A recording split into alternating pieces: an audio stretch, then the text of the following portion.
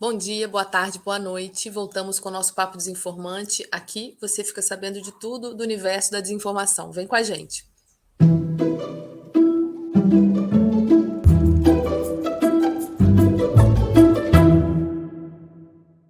Ontem, a Câmara dos Deputados rejeitou a urgência da votação do PL 2630, o projeto de lei que vai regular a atividade das empresas de internet no Brasil. O texto, nos últimos dias, sofreu vários ataques das plataformas e também foi alvo de questionamento por organizações da sociedade civil. João, qual o próximo passo agora? Qual o futuro do PL 2630, ou PL das fake news? Olha, Ana, o PL ficou bem comprometido, viu? A votação de ontem ela foi surpreendente, esperava-se uma margem maior. Eram necessários 257 votos, que é a maioria absoluta de deputados votando a favor da urgência do texto, mas não se alcançou, ficou por 8 ou 9 votos, e isso compromete bastante o futuro do projeto. Por quê? A Câmara dos Deputados está funcionando num regime especial que depende da aprovação de regime de urgência para que os projetos cheguem ao plenário. Sem eles terem o seu regime de urgência aprovado, eles teriam que passar pelas comissões, que é o trâmite normal. Mas as comissões sequer estão instaladas, elas não funcionaram no ano passado, ou seja, um projeto que já foi discutido em grupo de trabalho, que já está pronto para voto em plenário, não tem como começar via crucis de novo. Então, na prática, o que aconteceu foi uma derrota para o projeto das fake news, e essa derrota a gente pode analisar, eu acho que a partir de duas pressões fundamentais. Primeiro, a pressão das empresas. O Orlando foi duro na negociação com elas, cedeu em poucos pontos, e isso fez com que elas mantivessem a oposição ao projeto até o fim, e, ao mesmo tempo, a negociação com o governo. O governo parecia que ele ia trazer mais dos parlamentares governistas com algumas das medidas de proteção aos deputados, né? Toda aquela questão da imunidade parlamentar, que de certa forma cria uma ambiguidade no texto que é favorável a eles, mas isso não aconteceu. O PL, o Partido Liberal, né? O partido que agora reúne o Bolsonaro e boa parte da sua base governista, foi muito duramente contra o texto, e uma parte grande da bancada governista foi contra a própria urgência, ou seja, contra até o passe para o PL ser votado em plenário. Na prática, essa votação de ontem foi tipo aquelas cartas de jogo assim, volte à primeira casa. Então vai ser muito difícil que o Orlando possa, de fato, reconstruir ambiente político para apreciação desse projeto. Ele vai ter que negociar muito, tanto com o governo como com as empresas, para criar um ambiente favorável, e possivelmente isso vai esvaziar o conteúdo do projeto em relação a pontos importantes. Vamos ficar de olho, mas foi um balde de água fria para quem espera um projeto de lei contra as fake news. Obrigada, João. A gente segue acompanhando esse assunto. Na semana passada, a gente entrevistou a Manuela Dávila, uma entrevista assim, cheia de informações valiosas para a gente pensar a situação das mulheres na política brasileira. A Manu trouxe dados impressionantes para a gente pensar a situação naturalizada do discurso de ódio e de desinformação que atinge essas mulheres em cargos públicos.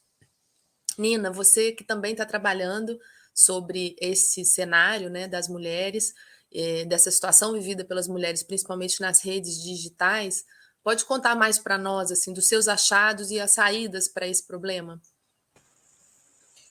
Então, Ana, esse problema de fato é algo que precisa ser encarado com muita seriedade, né?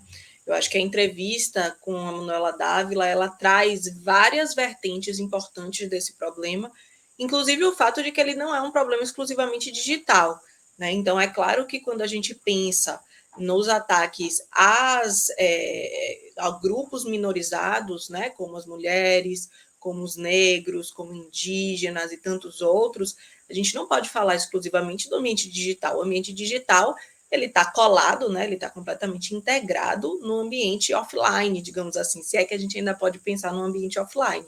Então, todos os preconceitos, as formas de ataque, de misoginia que existem, né, no nosso mundo físico, digamos, eles vão também para o ambiente digital. Mas é claro que a gente tem, digamos assim, mecanismos específicos desse mundo digital que acabam por favorecer ou por ampliar esse tipo de ataques. Numa pesquisa recente, da qual eu participei junto com vários outros colegas do Internet Lab, do Instituto Vero, do DFR Lab, da Asmina Jornalismo, que tem feito uma cobertura muito interessante sobre esses fenômenos, inclusive. A gente identificou que, quando a gente está falando, por exemplo, de jornalistas no ambiente digital, as mulheres também são muito mais atacadas do que os homens.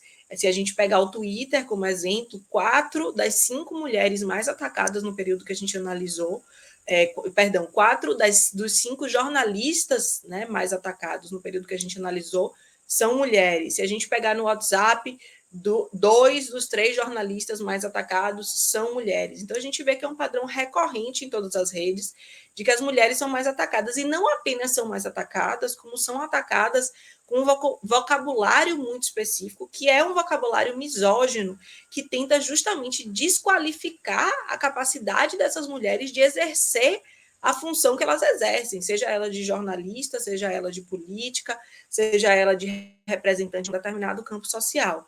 Então, de fato, esse é um discurso que se reproduz muito nas mídias sociais e que acaba ganhando uma amplitude muito grande. Justamente por isso tem havido uma pressão grande sobre as plataformas para que elas tenham mecanismos de regulação desses discursos de ódio, né? E aí não apenas sobre as mulheres, também sobre outros grupos minorizados, como eu já coloquei, a questão racial é extremamente grave também nesses ambientes digitais. Então, quando a gente pensa nas políticas das plataformas, né, seja nas políticas de autorregulação, seja na construção de ações legislativas e do judiciário, a gente tem que pensar, sim, nas informações falsas que estão circulando, mas a gente tem que, muitas vezes, pensar na associação entre notícias falsas e discurso de ódio, que frequentemente vão juntos e acabam prejudicando ainda mais grupos que, historicamente, já são discriminados dentro da sociedade brasileira. Inadmissível, né, Nina? A gente segue acompanhando também. Bom, essa semana a gente publicou uma matéria sobre um estudo que tenta desvendar um pouquinho a estrutura textual das fake news. Será que elas são diferentes assim, do discurso confiável, né, do discurso verídico? E uma das características é que as fake news são curtas, são simples e são monotemáticas. Elas não têm complexidade assim, textual. Um prato perfeito aí, né, para se acreditar e para passar adiante. Liz, o que mais que esse estudo traz para a gente? Oi, Ana. Então, né, a gente publicou essa semana um estudo que foi feito pelo pesquisador Ulisses Melo, né, na dissertação de mestrado dele, da UFPE, e ele analisou nessa dissertação dele notícias coletadas pelo projeto Fake.br, que forneceu mais de 7 mil notícias verdadeiras e falsas entre 2016 e 2018. E a partir desse mapeamento que ele fez, né, entre esses achados, são o que você já disse, né? As notícias falsas, elas usam frases mais curtas, com menos palavras, com menos sílabas, até menos letras também. São realmente muito mais enxutos, aquele texto que a gente já conhece, né? 3 parágrafos bem curtinhos que trazem uma informação muito impactante. Além disso, esses textos desinformativos, eles também focam apenas em uma única temática. Eles não são como os textos jornalísticos que buscam, a partir daquela temática, dialogar com outros acontecimentos, não. Eles se focam apenas em um. E outro ponto interessante também que eu pensei para a gente trazer para cá para o debate é que a pesquisa ela também identificou que essas notícias falsas de cunho político, elas são mais acessíveis, né, e abordam e não tentam necessariamente reproduzir a escrita jornalística. Então, quando as notícias falsas são sobre política, elas não buscam imitar o formato jornalístico diferente de outras fake news, como de celebridades, ou de esportes, ou de saúde também, que tentam reproduzir esse formato jornalístico.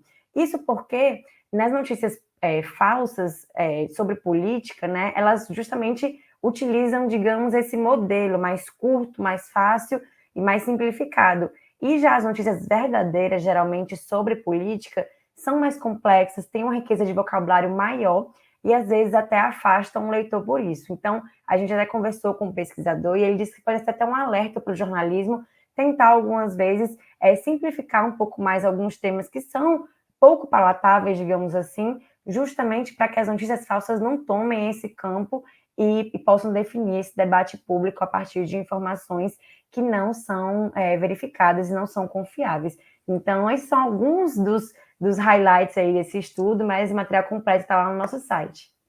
Boa, Liz. E um alerta aí para os jornalistas, né? Quem sabe, jornalistas de política, escrever de uma maneira mais acessível, né? Mais simples, para as pessoas entenderem, passarem adiante. Bom, hoje a gente fica por aqui. Obrigada pela audiência. Nos vemos no próximo Papo Desinformante. Enquanto isso, nos sigam nas redes, no Instagram e no Twitter. Nós somos Desinformante BR. Até a próxima. Tchau.